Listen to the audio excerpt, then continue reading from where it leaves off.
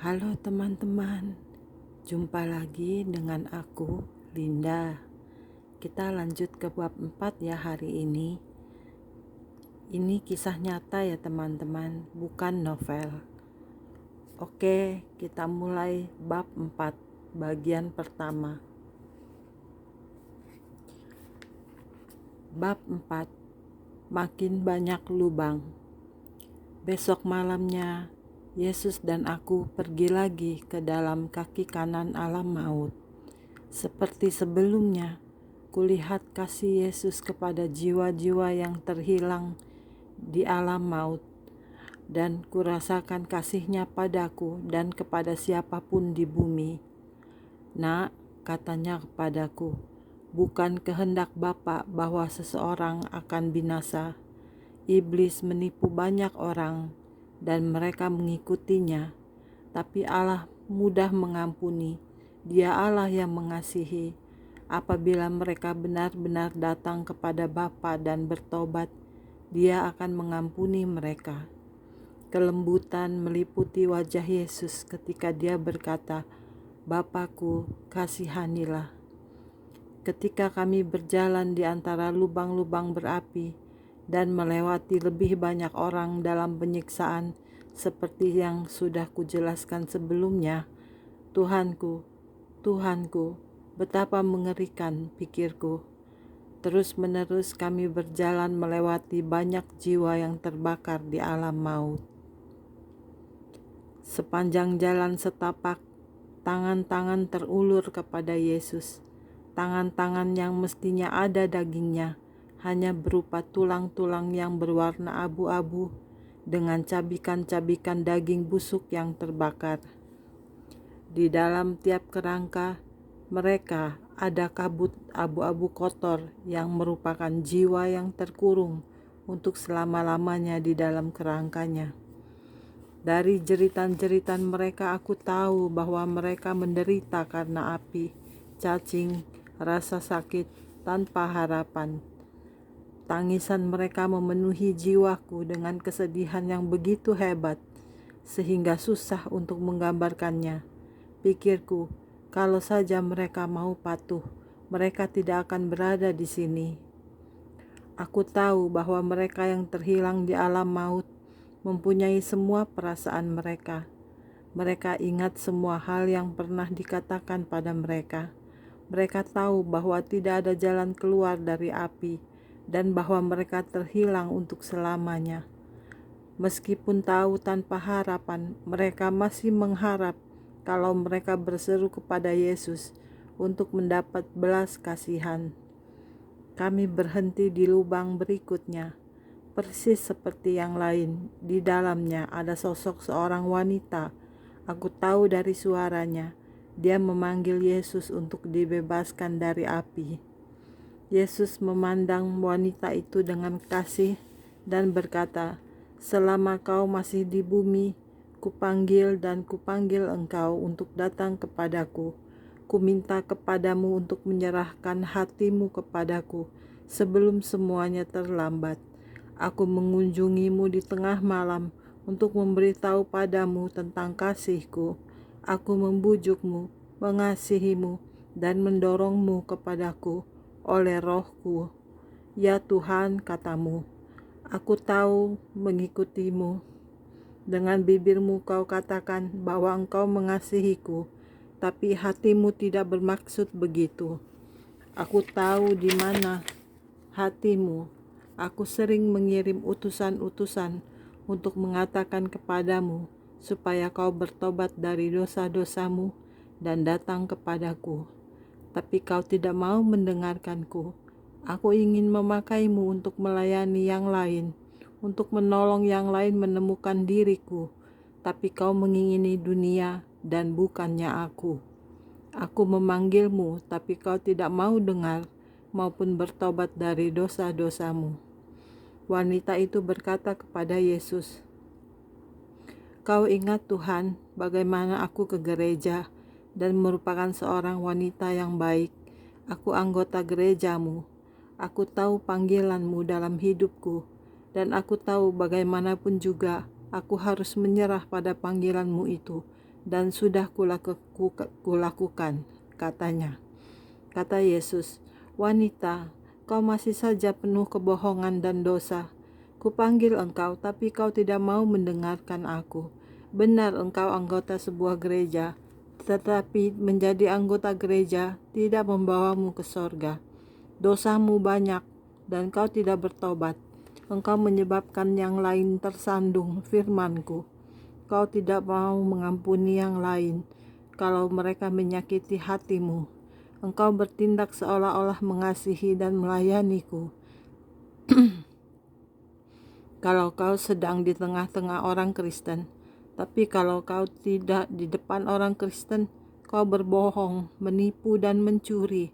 Kau memberi kesempatan pada roh-roh penggoda dan menikmati kehidupan gandamu. Engkau tahu jalan yang lurus dan sempit." Dan kata Yesus, "Kau juga punya lidah ganda. Kau ceritakan tentang saudara-saudaramu seiman.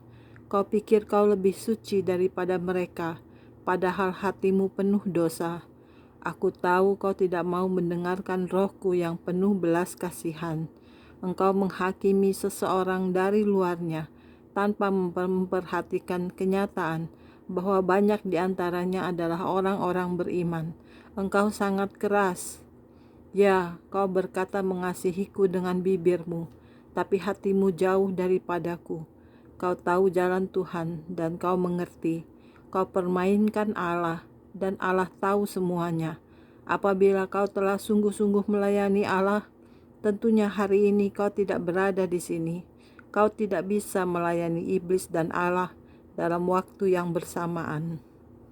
Yesus menoleh kepadaku dan berkata, di hari-hari akhir, banyak yang akan meninggalkan imannya, memberi hati kepada roh-roh penggoda, dan melayani dosa. Keluarlah dari antara mereka, dan pisahkan diri. Jangan berjalan bersama mereka. Ketika kami pergi, wanita itu mulai mengutuk dan menyumpahi Yesus. Dengan marah dia menjerit dan menangis. Kami berjalan terus. Aku sangat marah. Dalam lubang berikutnya ada kerangka yang lain. Meskipun belum sampai, sudah kucium bau kematian. Kerangka ini sama seperti yang lainnya. Aku ingin tahu apa yang diperbuat jiwa ini, sehingga dia terhilang dan tanpa harapan, tanpa hari depan kecuali secara abadi berada di tempat ini. Alam maut itu abadi. Ketika ku dengar tangisan dari jiwa-jiwa dalam penyiksaan ini, aku pun menangis. Ku dengar seorang wanita berkata kepada Yesus, dia seperti sedang mengutip firman Allah. "Tuhan, apa yang dikerjakannya di sini?" tanyaku. "Dengarkanlah," kata Yesus. Wanita itu berkata, "Yesus adalah jalan, kebenaran, dan hidup. Tidak ada seorang pun datang kepada Bapa tanpa melalui Dia. Yesus adalah terang dunia. Datanglah kepada Yesus, dan Dia akan menyelamatkanmu." Ketika dia berbicara, banyak jiwa-jiwa yang terhilang yang ada di sekelilingnya mendengarkan. Beberapa jiwa menyumpah dan mengutukinya. Beberapa menyuruhnya untuk berhenti. Beberapa masih berkata, "Apa benar-benar masih ada harapan?" Atau, "Tolong kami Yesus." Tangisan penyesalan memenuhi udara. Aku tidak mengerti apa yang telah terjadi. Aku tidak tahu kenapa wanita itu berkhotbah tentang Injil di sini. Tuhan tahu pikiranku, katanya.